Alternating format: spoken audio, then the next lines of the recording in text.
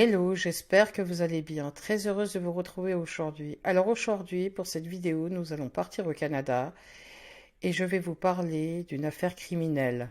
Mais avant de commencer cette vidéo, je tenais à vous préciser que suite à cette affaire, il y a eu un film.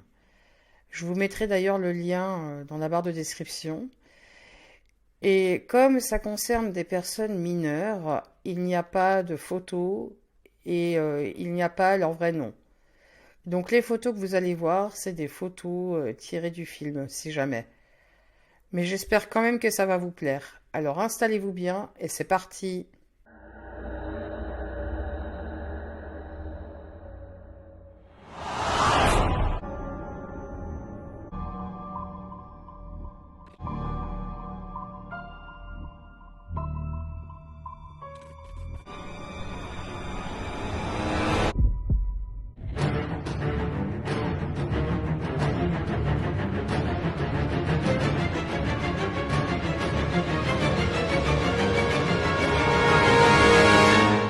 Linda Anderson a donné naissance à 3 enfants à Mississauga, en Ontario, au Canada.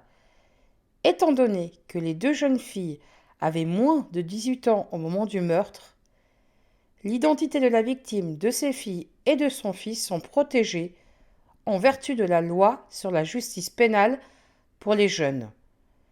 Les noms de Linda, Sandra, Elizabeth et Bobby Anderson sont des alias créés par le journaliste Bob Mitchell pour la victime, sa fille aînée, son autre fille et son fils.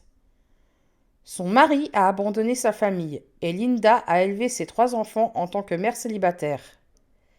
Elle souffrait de dépression et d'indépendance à l'alcool.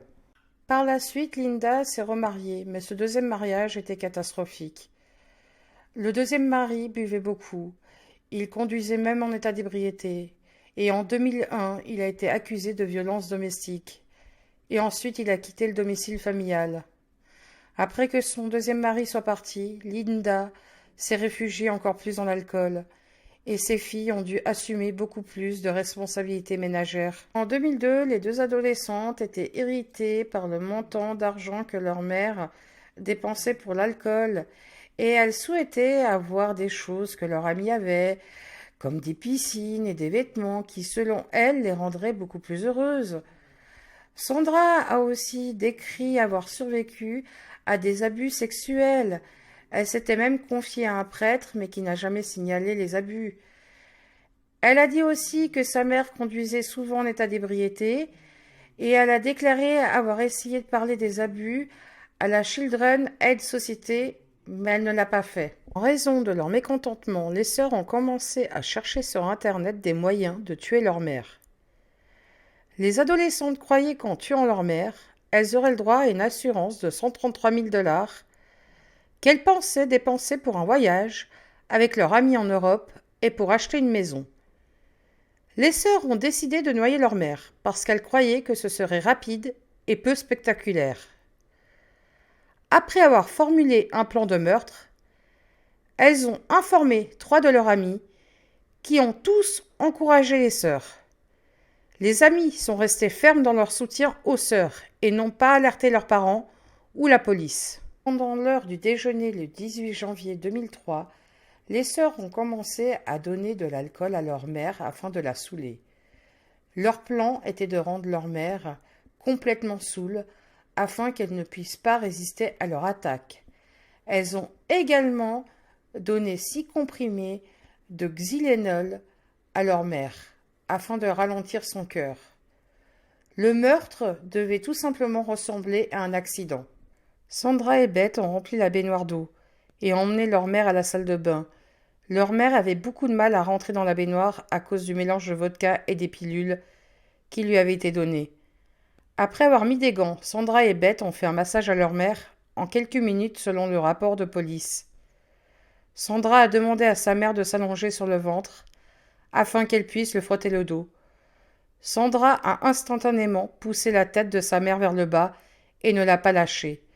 Après 4 minutes, Sandra a relâché la tête de sa mère et sa mère était morte. Après avoir tué leur mère, Sandra et Beth sont allées avec leur amie dans un restaurant voisin où elles ont célébré leur victoire et pour créer un alibi. Lorsqu'elles ont rencontré leur ami vers 18h51, les filles ont communiqué par message qu'elles avaient tué leur mère. Les filles sont ensuite rentrées chez elles vers 22h30 et ont appelé le 911. Elles ont dit qu'elles avaient quitté la maison vers 18h alors que leur mère était ivre et sur le point de prendre un bain. Les causes du décès a été déterminée comme étant une noyade accidentelle secondaire à une intoxication d'alcool. L'analyse des fluides a révélé des niveaux très élevés d'alcool, environ 400 mg, et de drogue, y compris la codéine. Le docteur Robert Langville, toxicologue médico-légal, a témoigné que Linda avait 5 fois le taux d'alcool dans le sang pour la conduite dans son système et 3 fois le niveau de codéine dans son sang à sa mort. Après la mort de leur mère, Sandra et Beth sont allées vivre chez une tante et leur petit frère a été recueilli chez d'autres membres de la famille. Et les 3 enfants ont touché l'assurance. Mais 11 mois plus tard, lors d'une fête, une des sœurs a dit à un ami avoir commis la noyade de leur mère. Cet ami est ensuite allé voir la police et il leur a dit ce que l'une des sœurs lui avait dit. Par la suite, la police a prêté une voiture à cet ami et ils ont mis des caméras et des magnétophones pour enregistrer la conversation avec les 2 sœurs. Et les 2 sœurs ont détaillé le meurtre de leur mère. Les accusés, qui sont connus sous le nom de Bathtub Girls, ont été arrêtés le 21 janvier 2004 et placés dans des centres correctionnels pour jeunes. Elles ont été ensuite placées en résidence surveillée. Les 2 sœurs ont fait des aveux enregistrés du crime qui ont été utilisés comme preuve dans le procès.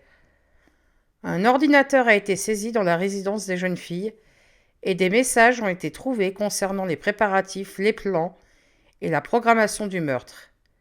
Il y a également eu des recherches d'informations sur les effets du mélange d'alcool et de médicaments avant le meurtre. Sandra et Beth ont été jugées à partir de novembre 2005 et reconnues coupables de meurtre au premier degré, et en juin 2006, elles ont été condamnées à 10 ans de prison pour meurtre au premier degré, la peine maximale pour les jeunes. Les 10 années consistaient à 6 ans de prison et 4 ans sous surveillance communautaire. Si elles avaient été jugées en tant qu'adultes, elles auraient été condamnées à la prison à vie. Bien que jugées en tant que jeunes, elles ont été incarcérées dans des prisons pour femmes. Et pendant que les sœurs étaient incarcérées, elles avaient l'interdiction de communiquer entre elles. Dans sa décision sur l'affaire, le juge Bruce Duncan a déclaré que les filles ont grandi dans une atmosphère familiale pauvre, déprimante et dégradante. Même si leur mère gagnait un bon revenu, elles n'ont pas été en mesure de comprendre que leur mère était souvent absente parce qu'elle faisait 2 boulots et qu'elle était souvent épuisée et buvait pour s'automédicamenter. D'ailleurs, il a aussi déclaré dans sa conclusion que les 2 accusés ont entrepris de commettre le crime parfait, mais au lieu de cela, elles ont créé la poursuite parfaite. L'affaire contre elles était écrasante. C'était probablement le cas le plus fort qu'il a jamais vu, a-t-il déclaré, en plus de 30 ans de carrière. Une autre personne aussi a été condamnée à de la prison. C'est le petit ami de Beth. Il devait faire 18 mois de prison car il avait donné des conseils à Beth et puis il lui avait même donné les médicaments. Mais pour finir, il a fait que 8 mois de prison. En recevant des peines pour les jeunes, l'objectif est que les enfants soient réhabilités et aient une chance de mener une vie normale. La sœur aînée Sandra a été libérée dans une maison de transition en 2009, tandis que la sœur cadette Beth a été libérée 1 an plus tard. En 2020, il a été rapporté que Sandra a obtenu son diplôme universitaire et est devenue scientifique, tandis que Beth était mariée, est devenue mère et a obtenu son diplôme de la faculté de droit. Pour passer le barreau en Ontario, les personnes sont tenues d'être de bonne moralité. Elles sont également tenues de signaler toutes les procédures pénales à la Law Society of Ontario, ce qui pourrait donner lieu à une audience pour déterminer si elles répondent aux normes éthiques et professionnelles. Liam O'Connor, un avocat de la défense pénale, a déclaré en 2018 qu'il pourrait donner une seconde chance à un jeune tueur de devenir avocat, mais pas à un meurtrier adulte. Voilà, cette vidéo se termine gentiment. J'espère qu'elle vous a plu. Je ne sais pas si la semaine prochaine je vais sortir de vidéo, car je travaille sur une grosse vidéo qui devrait sortir en avril. Donc à voir si je peux faire une vidéo la semaine prochaine. En attendant, je vous souhaite un bon week-end et une bonne semaine. Bye bye!